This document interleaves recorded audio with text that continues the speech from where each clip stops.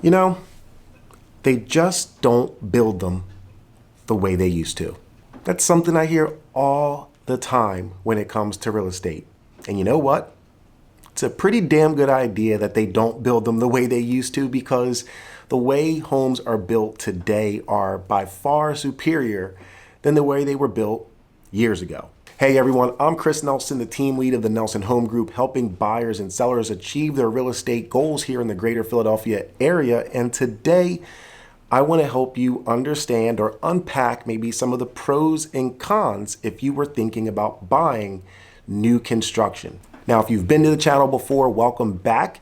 And if it's your first time, welcome. But regardless if it's your first time or not, do me a favor, go ahead and hit that red button. And while you're at it, mash that bell so that you're notified of my content. Now, as I told you, if you've been pondering whether or not it's in your best interest to buy new construction, well, hopefully this video will help you answer some of those questions. And if you've been in the real estate market recently, within the last year or two, well, new construction has probably been something you've considered because, well, right now, new construction is that low-hanging fruit. And what I mean by that is new construction is what's available. One of the biggest issues that we've been having in the real estate market over the last few years is the lack of inventory. And builders have done a really good job, or have done their best, at keeping the hammer swinging, moving dirt and building homes. So one of the first pros when it comes to buying a new construction home in 2024 is the fact that they're available. They are there. As a matter of fact, I did a recent search in our MLS, which is where houses are listed for sale.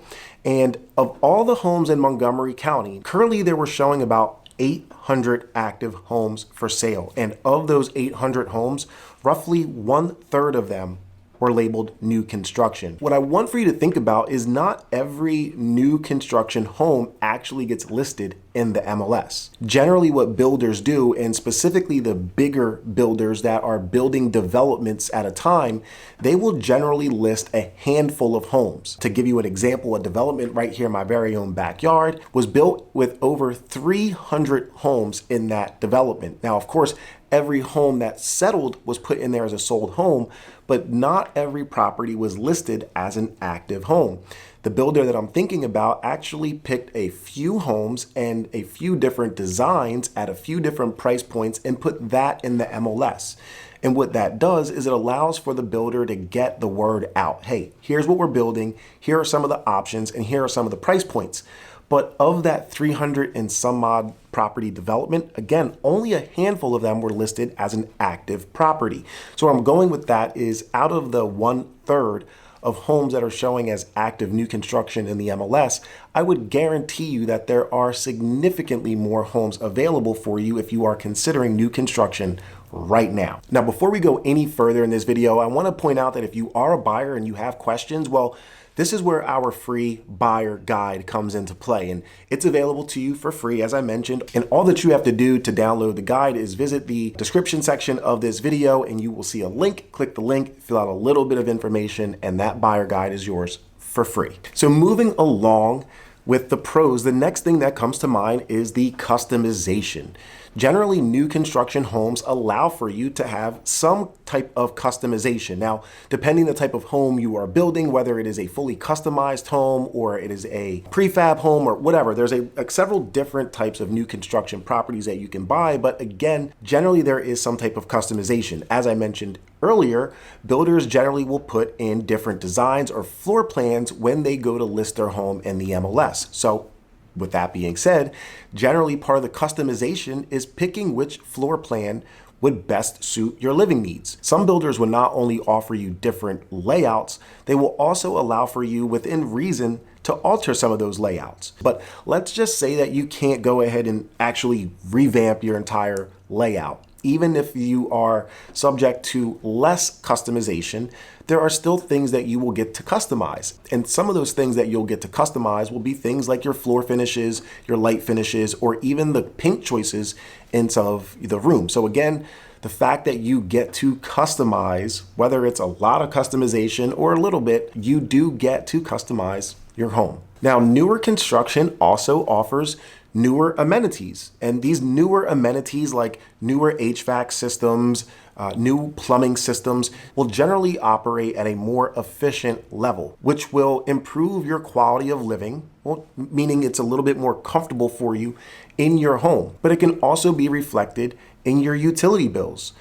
Newer homes, as I mentioned, have more efficient things as HVAC systems, but not only that, they also tend to have more energy efficient windows, like vinyl windows or even high quality wooden windows. So again, not to say that existing homes don't offer newer efficient items such as that, but again, in new construction, you know that you're going to get them right off the bat. So another pro when buying new construction is not only are the functional items in the home new, they're generally a little bit more efficient as well.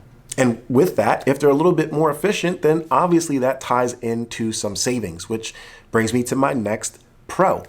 Generally, you will save some money with new construction when it comes to your monthly expenses. Not only will you save money on your monthly heating and cooling expenses, you're also going to save money on your monthly maintenance simply because the items are newer. I'm going to suggest that you continue to service your heater on a yearly basis, but the odds of you having to do more than just having it cleaned is slim, meaning you're going to spend less money on a monthly or yearly basis to keep your home fully functional. And the last pro, which is probably my favorite, is the fact that there are some incentives and warranties.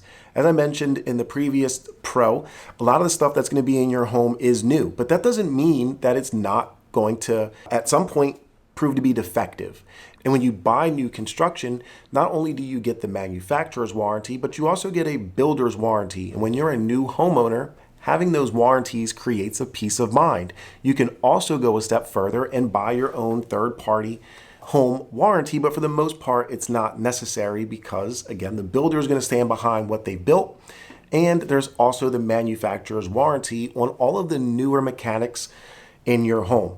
Builders can also offer incentives, and this is where it gets really challenging for people selling existing homes. Builders can do things that, they can do things to not only improve your home, like offer you incentives for upgraded appliance packages, upgraded flooring finishes, upgraded countertops, the list goes on. But builders also are in position, for the most part, to offer other incentives if you decide to use some of their affiliated services.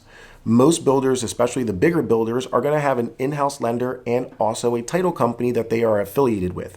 And they will incentivize you to use those third parties. So if you use their lender, a lot of times they will either offer you a pretty large seller credit, they will offer you a more attractive rate, they will offer you whatever they can to make it attractive for you to use their lender. And they will also make it attractive for you to use their title company by waiving fees like notary fees, doc prep fees, maybe even issuing your owner's policy to you free of charge, which at the end of the day will reduce your out-of-pocket expenses when it comes time to make settlement. So it's very difficult to compete with a builder when it comes to the warranties and incentives, but it is by far a huge pro when buying new construction. So now that we've laid out all of the things that you can get excited about, all of the pros when it comes to buying new construction, and maybe not all, but for the most part, most of the pros. Now let's talk about the opposite end of the coin. What are some of the things that you should be aware of that may be a con? And there aren't many, but there are a few. And I think it makes sense to go over them and bring them to your attention because these may be things that you're not willing to deal with. Now, we already live in a world where everything is expensive. And, well, guess what? New construction homes are expensive. What I mean by that is if you were to compare dollar for dollar a new construction home versus an existing home in the same market, same square footage, more than likely the new construction home is going to be more expensive. Now, keep in mind, new construction homes, you're paying for them to be built in real time. So whatever the land acquisition fee was, plus the supplies, plus the labor, well, all of that gets put on you in real time.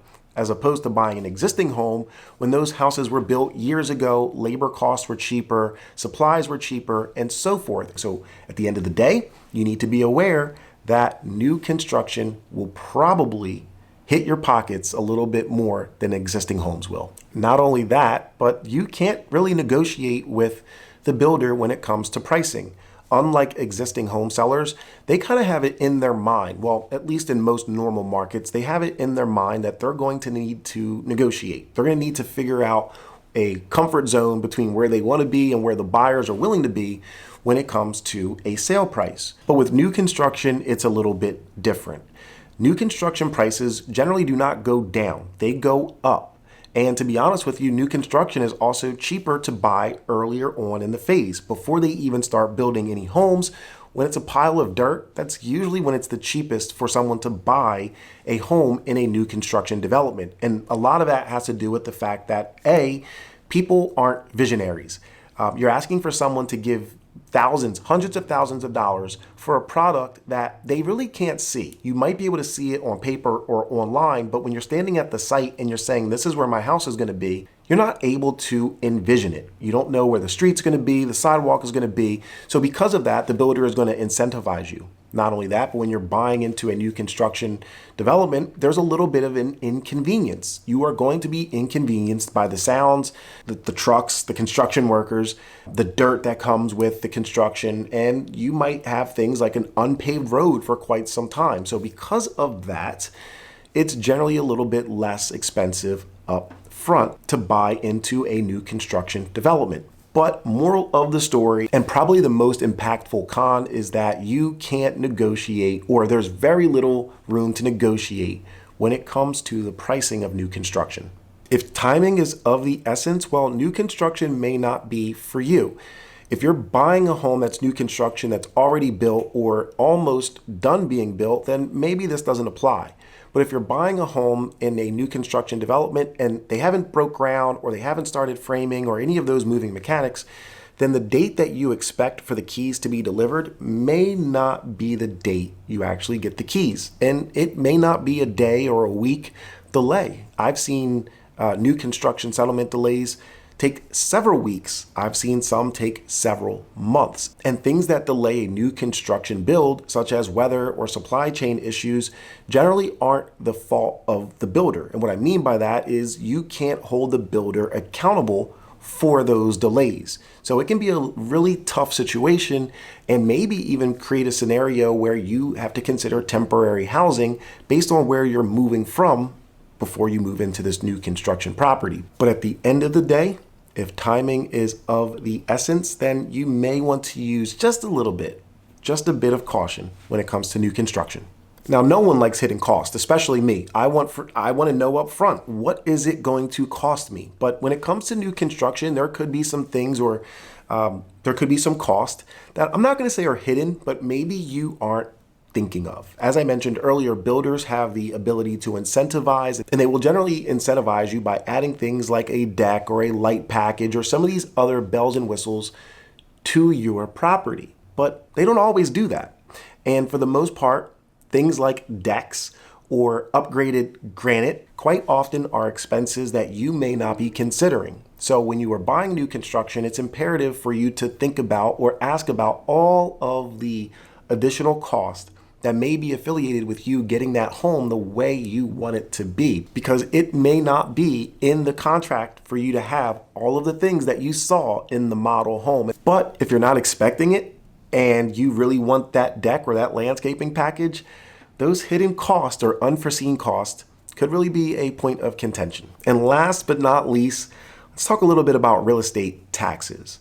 Generally, new construction properties will have a little bit higher tax than some of the existing homes. And again, just as we were talking about how when you pay for a new construction home, you are paying for something being built in real time. Well, same thing with those taxes. Those taxes are going to be assessed in real time. So as the home gets built, the tax assessor is going to have a very close eye on that development. Not to say that the other homes in the area won't be reassessed, but your taxes will probably be a little bit higher for a new construction home than they would be for an existing home, which means your mortgage payment could be a little bit more as well. Now, yes, there are ways to get your taxation down or have your taxes reduced, but at the end of the day, real estate, new construction real estate, I should say, may come with a higher real estate tax as well. So that's it. Those are the pros and cons. And as I mentioned, probably not all of them, but a majority of them, at least majority of the ones that I would want to be aware of. So